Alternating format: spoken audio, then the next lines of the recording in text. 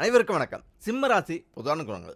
ஜோதிடத்தில் ஒவ்வொரு ராசிக்கும் ஒவ்வொரு குணாதிசயம் மற்றும் எதிர்மறை குணங்கள் உள்ளது. அந்த குணங்கள் தான் ஒருவரை நல்லவர் அல்லது கெட்டவர் என்பதை தீர்மானிக்கிறது. அதன்படி சிம்மராசி உள்ளவர்களுக்கு இருக்கும் குணாதிசயங்கள் மற்றும் தீய குணங்கள் எப்படி இருக்கும்?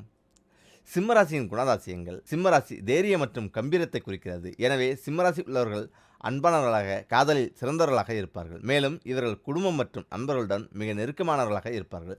சிம்மராசிக்காரர்கள் பொதுவாக நம்பகரமான மற்றும் அன்பானவர்கள். எப்போதுமே உண்மையாக இருப்பார்கள். சிம்மராசியின் எதிர்மறை குணங்கள். சிம்மராசிக்காரர்கள் தங்களை வலுவான மனநிலை உடையவர்கள் என நினைத்துக் கொள்வார்கள். தங்களது கருத்துக்களையும் முடிவுகளையும் மாற்றிக்கொள்ள மாட்டார்கள். இதனால் அவர்கள் எப்போதும் தான் சரியாக இருப்பதாக நம்புவார்கள். சிம்மராசிக்காரர்கள் அனைவரது கவனத்தையும் தன் பக்கம் திருப்பிக் கொள்வார்கள். அவர்களுக்கு தலைமை குணம் இயற்கையாகவே இருக்கும். தலைமை பொறுப்பில் இருப்பவர்கள் மற்றவர்களிடம் கடுமையாக நடந்து கொள்வார்கள். சிம்மராசிக்காரர்கள் பிறரால் அதிகமாக காயப்படுத்தப்படுவார்கள். அவர்கள் அன்பிற்கும் பாசத்திற்கும் அதிகமாக இயங்குவார்கள். ஆனால் இதை மற்றவர்களிடம் வெளிக்காட்டிக் கொள்ள மாட்டார்கள். சிம்மராசிக்காரர்கள் எப்போதும் உயர்ந்ததையே எதிர்பார்ப்பார்கள். சிம்மராசிக்காரர்கள் தங்களது இலக்குகளை விரைவாக அடைவதில் சிறந்தவராக இருப்பினும் அவர்கள் சில தவறுகளையும் செய்வார்கள். அவர்களுக்கு ஆர்வம் மற்றும் பதற்றம் இருக்கும். இதில் காதல். சிம்மராசினர் எப்படிப்பட்ட பண்புகளை கொண்டிருப்பார்கள்? காதல் மற்றும் திருமணம் எப்படி அமையும்? சிம்மராசி வாழ்க்கையை விட பெரியவர்கள். அவர்களுடைய தோற்றம், ஆளுமை இயல்பு, அவர்களுடைய தன்னம்பிக்கை என எதிலும் குறை கூற முடியாது. சிம்மராசிக்காரர்கள் எங்கு சென்றாலும் மற்றவர்களின் கவனத்தை ஈர்க்க தவற மாட்டார்கள். வாழ்க்கையின் ஒவ்வொரு நொடியையும் ரசித்து மகிழ்வர். அவர்களுக்கு சங்கடமான தருணங்களை தாங்கிக் கொள்ளும் ஆற்றல் கிடையாது. தோல்வி என்கிற வார்த்தை அவர்களுக்கு அந்நியமானது. அவர்களால் முடியும் என்கிற நம்பிக்கையில் எதை வேண்டுமானாலும் செய்வார்கள். மற்றவர்கள் என்ன நினைப்பார்களோ என்பதை பற்றி சட்டை செய்ய மாட்டார்கள். சிம்மராசி தாராள மனப்பான்மை. இதுதான் சிம்மராசியின் தாராள மனப்பான்மை அவர்களை சிறந்த காதலர்களாக மாற்றுகிறது. இவர்கள் குறிப்பாக படுக்கை அறையில் மிகவும் சாமர்த்தியமானவர்கள். எல்லா நேரங்களிலும் தங்களை கம்பீரமாக கட்டிக்கொண்டாலும் சிம்மராசிக்காரர்கள் பகட்டானவர்கள் அல்ல.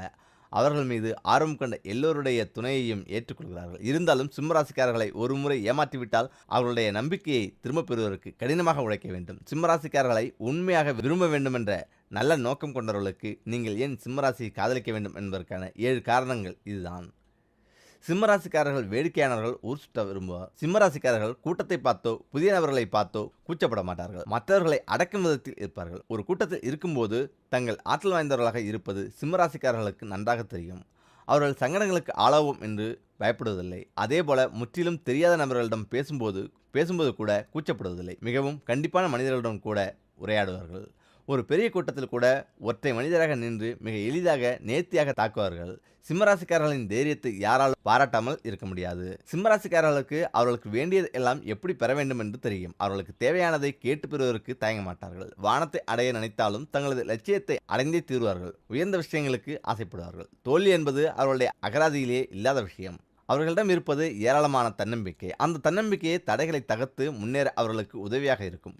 தோல்விகள் அவர்களை துவள செய்ய விட மாட்டார்கள். தன்னைத்தானே அடிக்கடி வருத்தி கொண்டாலும் அவர்களுடைய துணிச்சல் அவர்களுடைய கனவுகளை அடைய தொடர்ந்து முயற்சி செய்ய அனுமதிக்கிறது. சிம்மராசிக்காரர்கள் எதிர்காலத்தை நோக்கி முன்னோக்கி பயணிக்க விரும்புவார்கள். கடந்த காலத்தில் அவர்கள் தேங்கி நிற்பதில்லை. இவர்கள் பொதுவாக கடந்த கால விஷயங்களை விவாதிக்க விரும்புவதில்லை. ஏனென்றால் எதிர்காலத்தை நோக்கி பயணிக்கவே விரும்புவார்கள். சிம்மராசிக்காரர்களுடன் வாழ்வது உங்களுக்கு ஆக்கப்பூர்வமானவராக மாற்றும். மகிழ்ச்சியான நிறைவான வாழ்க்கையாக இருக்கும். இதில் உறுதியான விசுவாசமுடையவர்கள். சிம்மராசிக்காரர்கள் எதை செய்தாலும் தன்னம்பிக்கையோடு செய்வார்கள். மற்றவர்கள் உங்களை பற்றி என்ன சொன்னாலும் அதை பற்றி எல்லாம் கவலைப்படாமல் இறுதி வரை உங்களிடம் ஒரே மாதிரியான விசுவாசத்தோடு இருப்பார்கள். உங்களுக்கு சிம்மராசிக்காரர் காதலராக கிடைத்தால் உங்கள் வாழ்நாளுக்கான காதல் கிடைத்துவிட்டதென அர்த்தம். அவர்கள் என்றென்றும் எல்லாவற்றிற்கும் உங்களுக்காக சண்டை போடுவார்கள். பாதுகாப்பாக இருப்பார்கள். உங்கள் ரசனைகள் மற்றும் உணர்வுகளை மதிப்பார்கள். சிம்மராசிக்காரர்கள் எல்லாவற்றையும் முயற்சி செய்வார்கள். சிம்மராசிக்காரர்களுக்கு எப்படி நிறுத்துவது என்று தெரியாது. அந்த அளவிற்கு அவர்கள் ஆவல் அதிகமாக இருக்கும். எந்த தடைகள் வந்தாலும் சட்டை செய்யாமல் அவர்களுடைய எல்லா லட்சியங்களையும் நிறைவேற்ற பாடுபடுவார்கள். சிம்மராசிக்காரர்கள் உறுதியானவர்கள். சவால்கள் அவர்களுக்கு மேலும் அதிக வலிமை தரும். அவர்கள் கண்ணிமைக்காமல் அதிக வலிமையுடன் தங்கள் லட்சியத்தை நோக்கி நடைபெறுவார்கள். இதில் சிம்மராசிக்காரர்கள் அற்புதமான காதலர்கள். ஏன் தெரியுமா? சிம்மராசிக்காரர்களுக்கு காதலில் அவர்களுக்கு என்ன வேண்டுமென்று தெரியும். அவர்கள் உங்களுக்கு இன்பம் கொடுக்க வேண்டுமென்று முடிவு செய்துவிட்டால் வாரி வழங்குவார்கள். சிம்மராசிக்காரர்கள் சுயநலமற்ற காதலர்கள். அதிலும் படுக்கையறையில் உங்களை திருப்திப்படுத்துவதை அவர்களுடைய பெருமிதமாக எடுத்துக்கொண்டு அவர்களால் முடிந்தவரை சிறப்பாக செயல்படுவார்கள். ஏனென்றால் வாழ்க்கை துணையோருக்காக சிறந்த விஷயங்களை முழுமையாக செய்வது அவர்களுடைய சுபாவம். இயல்பாகவே தலைமை பண்பு கொண்டவர்கள். சிம்மராசிக்காரர்கள் எங்கே சென்றாலும் அதிகாரத்தை வெளிப்படுத்துவார்கள். அவர்கள் சூழ்நிலைகளை கட்டுப்படுத்துவதன் திறமை கொண்டவர்கள் என்பதால் இயற்கையாகவே மக்கள் அவர்களுடைய தலைமையை ஏற்றுக்கொள்வார்கள். சிங்கத்தின் ஆற்றலும் தைரியமும் கொண்ட இவர்கள் மக்களின் நம்பிக்கையை தன் பக்கம் எளிதாக ஈர்த்து விடுவார்கள். சிம்மராசிக்காரர்கள் பொறுப்புகளை விரும்பி ஏற்றுக்கொள்வார்கள். தலைமையேற்க பின்வாங்க மாட்டார்கள். சிம்மராசிக்காரர்கள் இரண்டாம் யோசனை இல்லாமல் பலவீனமானவர்களுக்காக ஆதரவு கொடுப்பார். நீங்கள் மன அழுத்தத்தில் இருக்கும்போதெல்லாம் வழிகாட்டுவார்கள். சிம்மராசிக்காரர்களின் இயற்கையான தலைமை பண்பு அவர்களுக்கு ஒரு அதிகார வட்டம் உருவாக்கும். எனவே அவர்களுக்கு அருகில் இருக்கும்போது நீங்கள் வேடிக்கை பார்ப்பதை தவிர வேறு எந்த விதத்திலும் அவர்களை கட்டுப்படுத்த முடியாது. அவர்களுக்கு இருக்கும் இடத்தில் மற்றவர்களின் பங்கு இரண்டாம் பட்சம்தான். சிம்மராசிக்காரர்களை நீங்கள் கட்டுப்படுத்தினால் தான் விரும்ப மாட்டார்களை தவிர உங்கள் கருத்துக்களை கவனமாக கேட்பார்கள். உங்களை சந்தோஷப்படுத்தும் விஷயங்களை செய்வார்கள்.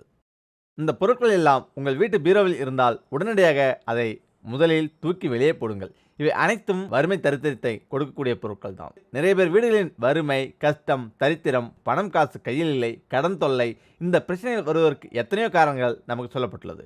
அந்த வரிசையில் பீரோவில் நாம் வைக்கக்கூடிய இந்த பொருட்கள் கூட நமக்கு கஷ்டத்தை கொடுக்கும் என்று சொல்லப்பட்டுள்ளது. அந்த பொருட்கள் எல்லாம் என்னென்ன என்று தெரிந்து கொள்ளுங்கள்.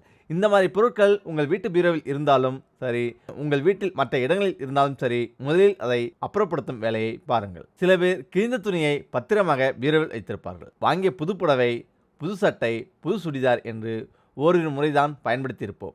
ஏதோ ஒரு காரணத்தால் அது ஆணியில் மாட்டியோ அல்லது நெருப்பு பட்டோ எப்படியோ ஒரு விதத்தில் கிழிந்திருக்கும். நிறைய காசு கொடுத்து வாங்கிவிட்டோம், டேமேஜும் ஆகிவிட்டது, தூக்கி போட மனசில்லாமல் பத்திரமாக எடுத்து வைத்திருப்பார்கள். புத்தம்புது ஆடை கிழிகிறது என்றால் உங்களுக்கு வந்த கந்திஷ்டியோ எதிர்மறை ஆற்றலோ அந்த ஆடையை தாக்கியிருக்கிறது. அப்படிப்பட்ட ஆடையை தூக்கி போட மனதில்லாமல் பீரோவுக்குள் வைத்து பாதுகாக்கக்கூடாது.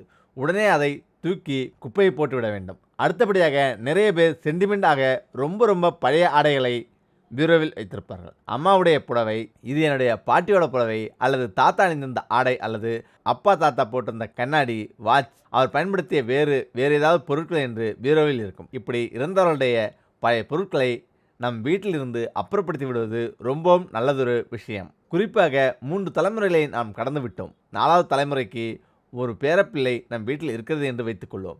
3 தலைமுறைக்கு முன்பு நம் முன்னோர்கள் பயன்படுத்திய எந்த பொருட்களும் நம் வீட்டில் இருக்கக்கூடாது. அது எதிர்மறை அதிர்வுகளை நமக்கு கொடுக்கும். தங்கத்தால் செய்யப்பட்ட, வெள்ளியால் செய்யப்பட்ட பொருட்கள் இருந்தால் கூட 3 தலைமுறைக்கு முன்பு பயன்படுத்தப்பட்ட பொருட்களை கடையில் கொடுத்து மாற்றிவிடுங்கள். அவ்வளவு பழைய பொருட்கள் வீட்டில் இருந்தால் அதன் மூலம் நிச்சயமாக ஏதாவது ஒரு எதிர்மறை ஆற்றலை அது வெளிப்படுத்தி கொண்டே தான் இருக்கும் என்பது குறிப்பிடத்தக்கது. சில பேர் திருமணத்துக்காக எடுத்த பட்டுப்புடவை, பட்டு வேஷ்டியை மிக பத்திரப்படுத்தி வைத்திருப்பார்கள்.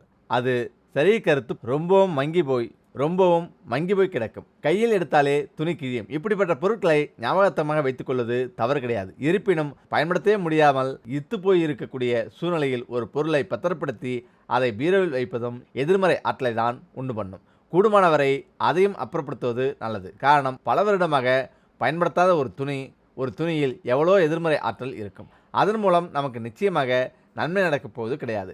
அதையும் கொஞ்சம் கவனித்துக் கொள்ளுங்கள். அது மட்டும் இல்லாமல் ரொம்ப காலமாக பயன்படுத்தாத இரும்பு பொருட்கள் எதுவுமே உங்களுடைய வீட்டில் துருப்பிடித்து போய் அட்டாணியில் கூட கிடைக்கக்கூடாது. அதை எடுத்து எடைக்கு போட்டு விடுங்கள். அம்மிக்கல், ஆட்டுக்கல் இவையெல்லாம் பயன்படுத்தாமல் இருந்தாலும் வீட்டு மூலையில் போட்டு வைக்கலாம் என்று சொல்வார்கள். பெரிய பாரமான பொருட்களை பயன்படுத்தாமல், நகர்த்தாமல் வீட்டு மூலையில் போட்டு வைக்கக்கூடாது. உங்களுக்கு அம்மிக்கல், ஆட்டுக்கல் வேண்டுமென்றால் சிறிய அளவில் விற்கிறது. அதை வாங்கி வீட்டில் வைத்து பயன்படுத்துங்கள். பயன்படுத்தாத எந்த பொருட்களாக இருந்தாலும் அதை நீண்ட நாட்கள் ஒரே இடத்தில் போட்டு வைக்கும்போது அதனுடைய கெட்ட அதிர்வலைகள் நம் குடும்பத்திற்கு தரித்திரத்தை உண்டு பண்ணிவிடும். இது மட்டும் இல்லாமல் தினமும் பூஜையில் வைக்கும் இந்த பொருட்களை தெரியாமல் கூட இப்படி பயன்படுத்தி விடார்கள். இதனால் பூஜை செய்த பலன் உங்களுக்கு கிடைக்காதோடு தீராத துயரங்கள் வந்து சேரும். நம் சாஸ்திரத்தில் பூஜைக்கு பயன்படுத்தும் பொருட்களுக்கு நிறைய விதிமுறைகள் உண்டு. பூஜைக்கு என்று நாம் பயன்படுத்தும் ஒவ்வொரு பொருளிலும் ஒவ்வொரு அர்த்தங்கள் உள்ளது.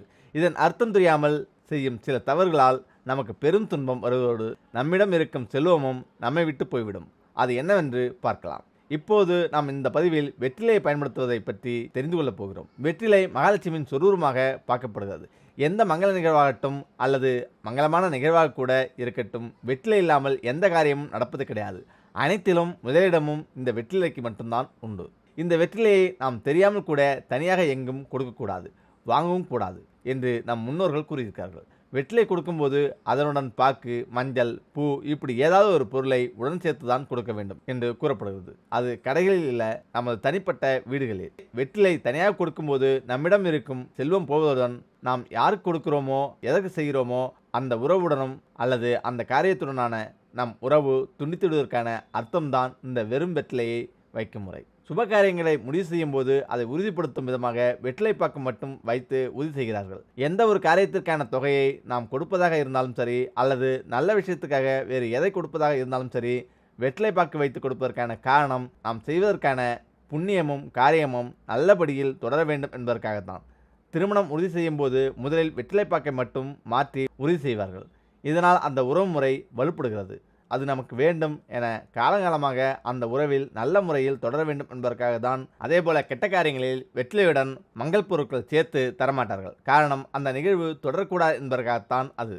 இதை தான் தெய்வத்திற்கு படைக்கும் போது வெறும் வெற்றிலை தனியாக வைக்கக்கூடாது. அப்படி வைத்தால் வணங்குவதற்கான பலன் இல்லாமல் போவதுடன் தெய்வத்துடன் தொடர்பு இல்லை என்று ஆகிவிடும். வெற்றிலை வைக்கும்போது அதன் மீது கொஞ்சம் வெல்லம், நாட்டு சர்க்கரை, கல்கண்டு இப்படி ஏதாவது ஒன்றை கட்டாயமாக வைத்துதான் வணங்க வேண்டும். எதுவும் இல்லாமல் வெறும் வெற்றிலையை மட்டும் வைத்து வணங்கவே கூடாது. வணங்குவதற்கான பலன் கிடைக்கவே செய்யாது. அதனால்தான் விவரம் தெரிந்தவர்கள் வீட்டில் வளர்க்கும் வெற்றிலை கொடியை கூட தனியாக வளர்க்க மாட்டார்கள். அதனுடன் வேறு கொடியை சேர்த்துதான் வளர்ப்பார்கள். இதேபோல் வீட்டில் பூஜைக்கு என்று வைக்கும் வெற்றிலையை பூஜை முடிந்தவுடன் வாடவிடக்கூடாது. வெற்றிலை போடும் பழக்கம் இருப்பவர்கள் யாரிடமாவது கொடுத்துவிட வேண்டும். அப்படி கொடுக்கும்போது கூட இந்த வெற்றிலையை தனியாக கொடுக்கக்கூடாது. இத்துடன் ஒரு பாக்கை சேர்த்து தான் கொடுக்க வேண்டும். நாம் தினம் எழுந்தது முதல் இரவு படுக்கும் வரை செய்யும் ஒவ்வொரு காரியமும் நாம் நல்ல முறையில் வாழவும் நம் சந்ததியினர் நல்ல ஒரு வாழ்க்கையை வாழவும் தான் செய்கிறோம்.